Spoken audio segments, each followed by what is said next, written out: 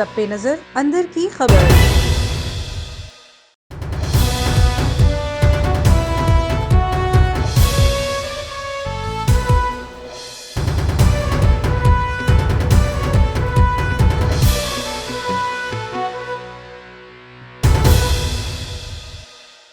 अस्सलामुअलैकुम। A1 TV के साथ मैं हूं अनीला सुलेमान। यहां पर एक अहम खबर शामिल करेंगे। आपको बताएं कि वजीर आजम इमरान खान ने तमाम आलमी रहनुमाओं को पीछे छोड़ दिया है।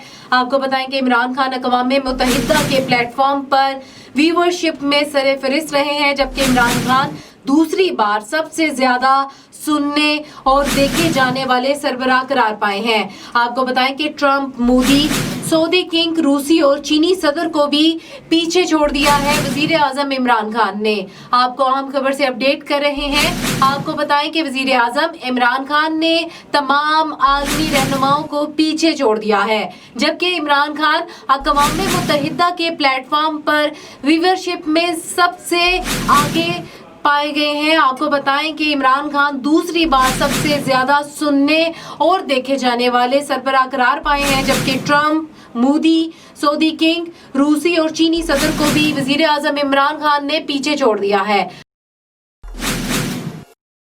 अब तक के लिए इतना ही। मजीद खबरों और अपडेट्स के लिए विजिट कर सकते हैं हमारी वेबसाइट www.a1tv.pk।